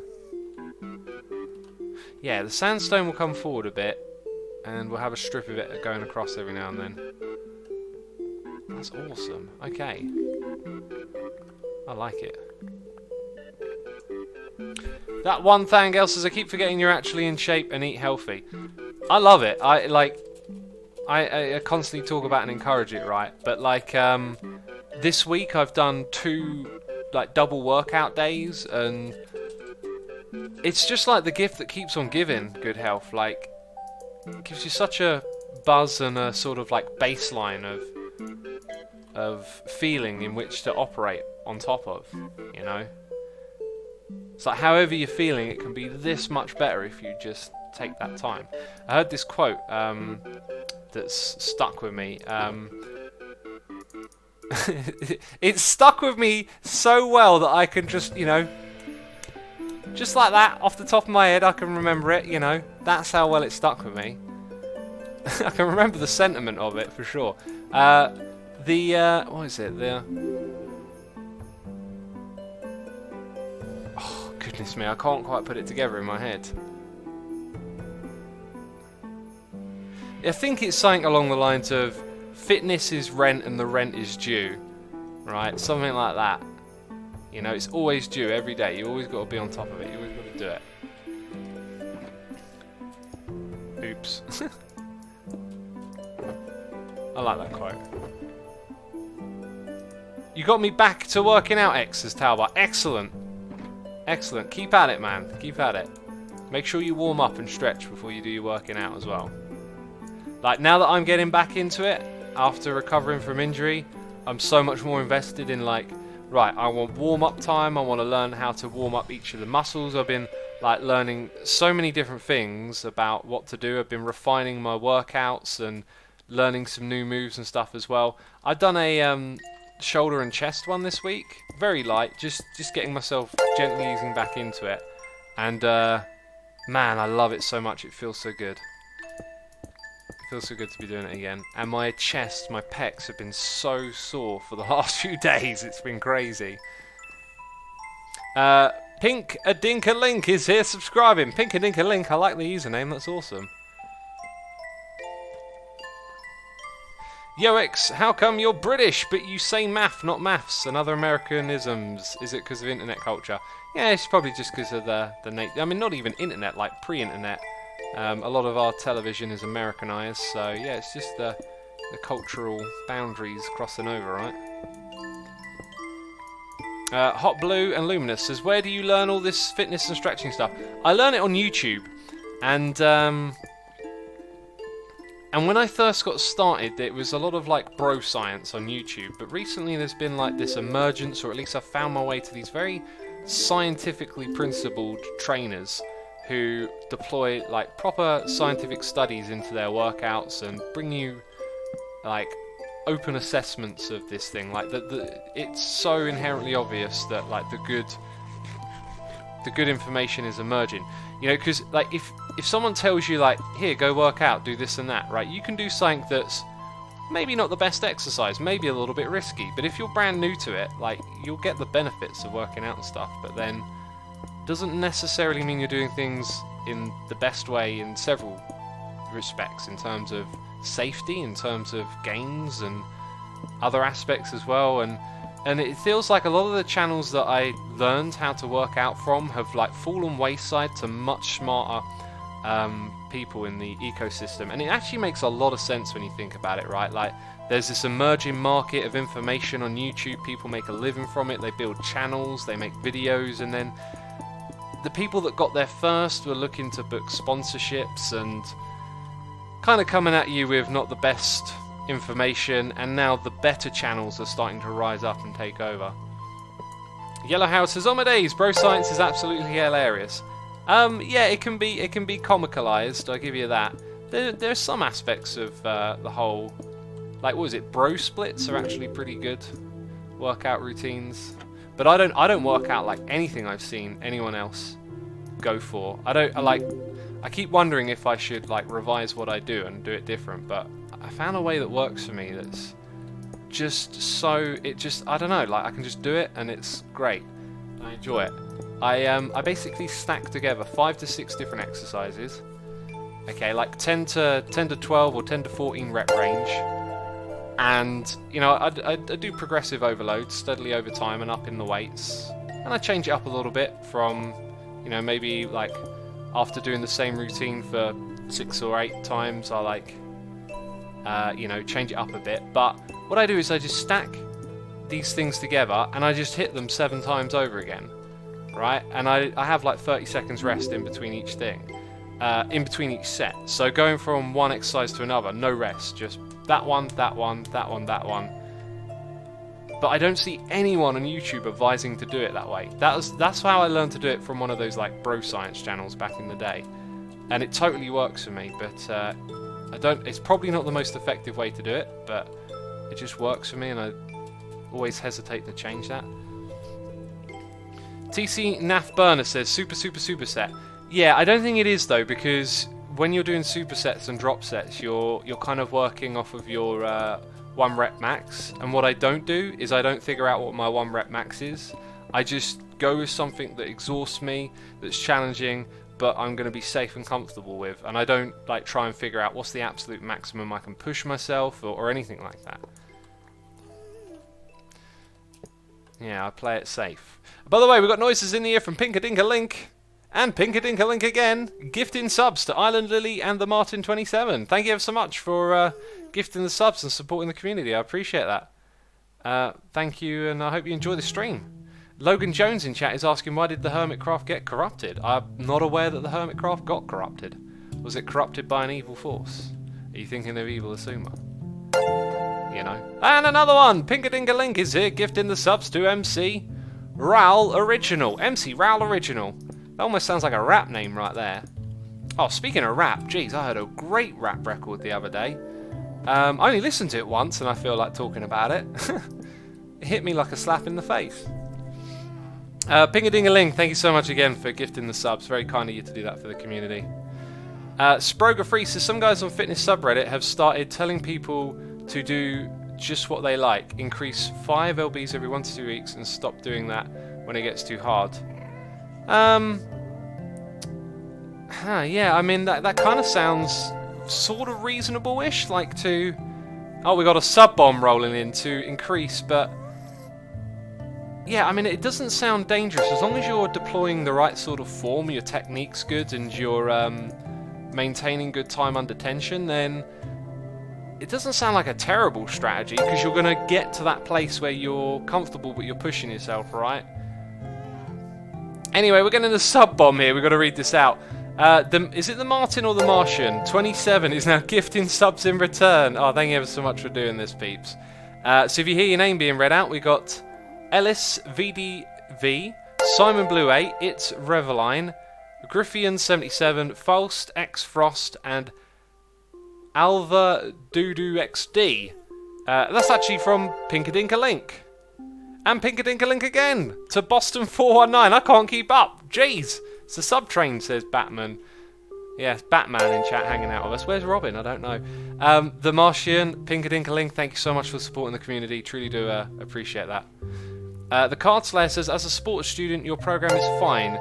Just that you get a lower gains overall because of the wide variety instead of more specificity. Ah, Card Slayer, I'd love you to elaborate a little bit more on that. That's what I've been getting the impression. I've actually been buying some like guides, workout guides, reading them. People tend to like stack. They seem to go through the exercises one at a time and do them in small sets of like 3 sets, 8 to 10 reps, much heavier weights, like they're trying to really exhaust and really punish the muscles. And I've never been too comfortable with that, but I might give it a try. I might put together something, because on certain routines that I like shoulders, I'm just learning so many things I can do with my shoulders that I could probably take a different approach where I do like 10 exercises and these heavier sets for them. Sadie Cat says, I did weight training for a while and it's really fun, but gym memberships are too expensive for me right now. Yeah, I never signed up for the gym. I brought my own home equipment because it just seems so much cheaper. It's like, you can get a reasonable...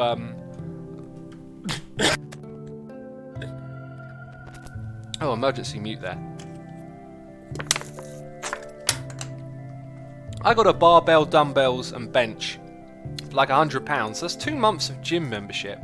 It just seems so crazy to pay for a gym membership. But now, these days, I'm starting to wonder, like, well, there's all these other machines and things that I want to do that I could do at the gym that I can't do at home. Right, you know, I'm starting to look at it that way. Oh, excuse me. Sorry if I just coughed in your eardrum there. That one fangirl, you absolutely have to send me a picture of that. That's so cool. Cosplaying as Asuma and Evil X. If you don't know how to get the skins, if you need the skins or something, like email me. If I could be of help in one way or another. That's so cool. Be sure to send me a picture of that, for sure. Pinkadinkalink is here, gifted subs to the Card Slayer and the Zemboy. Thank you again so much for the gifted subs. Can't thank you enough. I appreciate the support of the community. Pinkadinkalink in chat says, like I gift when someone in my Discord says gift and we all gift. Excuse me, at once. That's very kind of you to do. Oh dear. Appreciate it.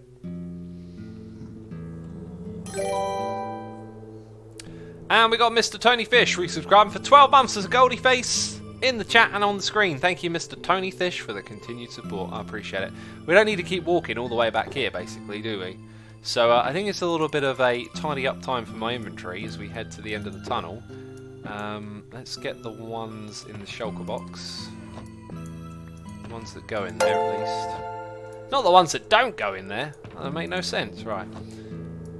2, 3. I always count them as I put them back in, peeps, just so... Oh, look, there's not one in my inventory. It fell off the side of a cliff. Because we don't want that. I'm going to deploy these again, so I don't need to put that in there. Silk Touch is required. And that's it. We're ready to move on down. I like the organisation. Jimby Senpai is here. Subscribe with Amazon Prime. Jimby Senpai, thank you ever so much for your Prime subscription. I appreciate it. Dungo Doot says, "Hey X, do you listen to podcasts?" I do. And I was listening to one today. I had a recommendation for a podcast. And they'd been on another podcast. And I went and listened to it. And I was like, oh, I've heard this conversation before. So I'd listened to this one a while ago. It was really fun to listen to it again. But something I wanted to tell y'all about it. Anyway, Pinkadinkalink is here doing the cheers. No, sorry, with a donation. So used to saying cheers and bits. Saying, don't say thanks when you deserve it. I should always say thanks. Like, I sounded a bit aggressive there, sorry. I believe you should always say thank you for something. I mean, deserve is all just like an idea, really, on some level. So I appreciate your support, and I thank you. Even when you're telling me not to. Yeah, so I listened to this podcast, right? And I realised that I've learned something, and then I've forgotten about it, and then I've told all of you something different, right? So on one of our deep streams, we had this thing about, like, oh, the atom, okay? The atom with the electrons and the neutrons spinning around, right? That they are 90%, 99.9999% nothing, and therefore the building blocks of our universe are mostly nothing, and therefore actually everything is really mostly nothing. And it sounds great when you say it like that, but it doesn't line up with quantum theory. And the podcast that I was listening to, I'd learned this before and I'd forgotten, so I should have known better. But this is just like an antidote that gets stuck in your head. You hear something that you're like, oh, actually, yeah, that's wrong then. But it can sometimes be hard to shift it. So I wanted to share it with all of you because it was not so long ago that we actually said this thing, this little antidote about the idea that the building blocks of our existence are, you know, infinitesimally more nothing than something. And it's not actually true. So I'll try and explain it to you the way this person explained it, because when they explained it, it was like, oh yeah, I've read this in a book as well. I say read, listen to it, audiobooks, you know.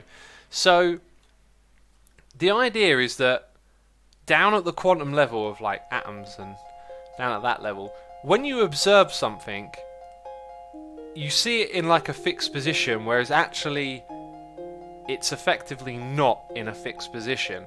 And what you see is an outcome of a possibility. And I am kind of forgetting the some more like core stuff to say about this. Someone in chat help me out here. Some of you are smart. I know someone knows what I'm talking about. So basically, like when you observe, you see a result, but it's not actually there. It's in what's called a superposition, where it exists like in multiple states at once. And so inside an atom, rather than this like, you know, the little tiny dot of the electron floating around, that's actually a representation of when you observe it. Otherwise, it's all of the positions it could potentially be in at once. So what they describe is like a cloud. So imagine there's a cloud, right? And the more intense the cloud is, the more likely it is to appear there, and the less intense, the less intense. So when we then take that and we say like, oh, actually it's 99% nothing, and there's only this small little bit, it's kind of wrong because we're looking at it the wrong way. When we observe it, it looks like it's in a position, but it's sort of in all the positions at once. So the way we interact with the building blocks of reality, like we don't. I mean, I don't know if they understand. I don't understand it. I'm a total derp. But like if maybe deeper into the world of that field of science, they do understand it. At least I haven't heard it related to how regular folk like myself could understand it, right? The observer effect is the theory that mere observations are a phenomenon of inevitable changes and that inevitably changes that phenomenon. Some of you saying I explained it well. Well, that's good to hear. I definitely didn't explain it with like, you know, scientific accuracy, let's say, but I think I got the point across. And that is like, I want to remember things like that, right? Because I've heard that a few times now, and it's like I want to get that stuck in my head, not the other one, not the old antidote, which is obviously interesting to think of, but that's not the truth of it. The building blocks of our reality, you know, do we understand them or not? I'm not sure, but it's not what I said it was before. And by the way, peeps, this tunnel is going to be finished, which is amazing. Excuse me. Oh, I had to clear my throat there.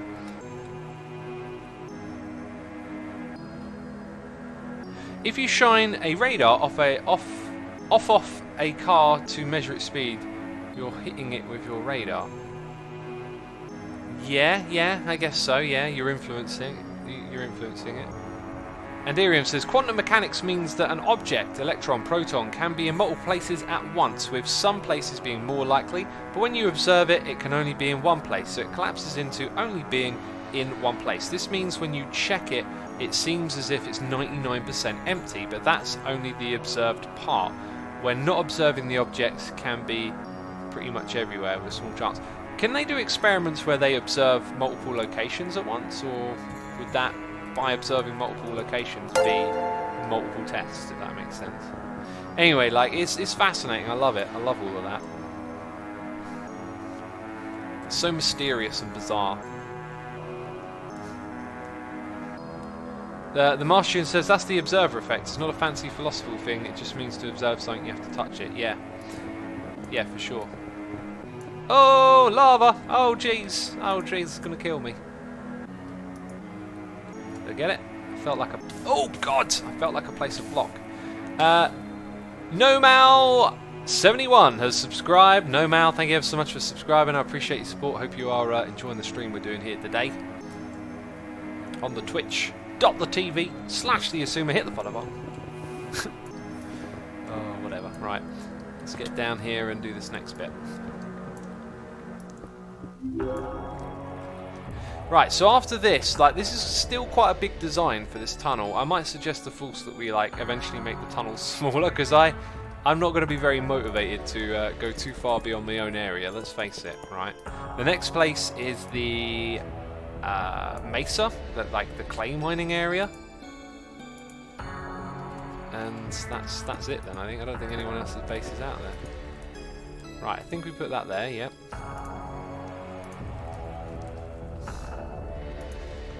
Schrodinger's cat is a representation of quantum principles applied to classical objects. The cat is simultaneously alive and dead until you observe it. Yes. That's the famous way of explaining it. Why'd it have to be a cat? Why do we have to drag cats into this, having them being alive and dead? That's just a little bit cruel, really, isn't it? Poor old cat. We got another sub bomb. Jeez. Hold up, JJ is gifting subs to Narcoff 101, Cat KB, Willabs on, Samantha NR1, and Soul Wrecker Games. Hold up, JJ, thank you so much for gifting subs to the community. If you just heard your name being read out loud, you are now a sub here on the channel. Appreciate it. Thank you ever so much for the wonderful support, peeps, as always. Ex-physicians don't have souls, says Buster Real. I hope you don't actually mean that. I do worry time for time about the when people have distrust in science. I mean, there can be bad science, there can be pseudoscience, but like the amount of wonderful things science has brought us, I tell you, you know. The Earth is flat, they said from their phone. They sent it to their friends using the global positioning system. Oh, what a fail. What a flat earth fail that was. Oh, goodness me, flat earthers. Oh. Now, I mean, I've talked about it before. Like, I do respect that people want to be inquisitive and ask questions and theorize. alternative ideas and perhaps question authority and whatnot, but it's some of it just winds me up. Like, shouldn't let it wind me up either.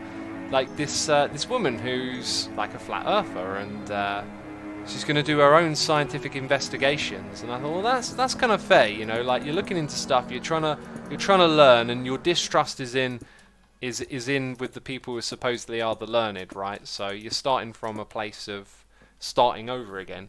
But then she goes out to the ocean. She goes, look, it's pretty flat, isn't it? I'm like, oh, for God's sake. That's not how science is conducted. We don't look at stuff and go, I think that's flat. You know, perception, peeps, perception. Your perception, my perception. It is a perception. It is not a reality. We have to figure out, you know, replicable tests and ideas and principles that we can try over and over again to produce the same results. To go, this is perhaps what is therefore then true. You know, speaking of things being flat, right? There's the old saying, flat as a pancake. Okay, Mount Everest is flatter than a pancake. What? What did that man just say? It's true. It's true. If you took a pancake and compared like the surface of it in proportion to the size of the pancake, and you did that with Earth, the surface of Earth, proportion to its size, Everest is unbelievably smooth due to how big the planet is. And yet a pancake, its little grooves and dents on its surface would be enormous compared to Everest. That's a Vsauce episode, right? Says my dexterous. Yeah, it probably was Vsauce that did that one. Thank goodness for doing it. Like, that's the thing, peeps. On my website, I have a knowledge page. I highly recommend you go and check it out. It's where I just link to videos and cool stuff that I really think like is worth learning and knowing about. So when you hear me talk about all this weird stuff in these little streams that we do, I try and document some of it there. Blunder says Earth is flat, not Everest. Well, Everest is part of Earth, right? When flat Earth experiments are wrong, they often say that the experiment is wrong rather than their idea. I haven't gotten too deep into it to know how they verify and say this and that, but it doesn't look good when you're on the other side. But then, hey, being on a different side of an argument often looks like that. Do you watch the Psycraft Skyblock series, says Lo Wenzen. I've seen a bit of it. It looks really quite interesting. Those guys like taking it to the extreme, and I'm sure they'll probably find a way to do amazing stuff from literally nothing. Because no one plays Skyblock that way, because it's like, you can't do anything, but you kind of can, as they've been showing. Yeah. Oak Slab Paradise, says Surprised Holbert. Indeed. Indeed, isn't it?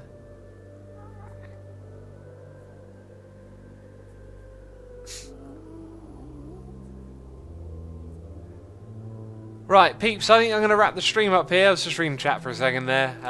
We're approaching our 2 hours and I've done the tunnel, and that's what I needed to do, so thank you for joining me. I appreciate you coming by. Be sure to hit the follow button before you head out of here, and stick around if you want to be a part of a raid. I want to say a massive thank you to everyone who subscribed, resubscribed, donated and cheered, all the people gifting subs. Thank you to all of my Patreons, by the way. The new Patreon merch will be rolled out soonish. Soon. I don't know when I'm going to get to show that. Got a few more things to figure out. Anyway, let's go pick someone a raid.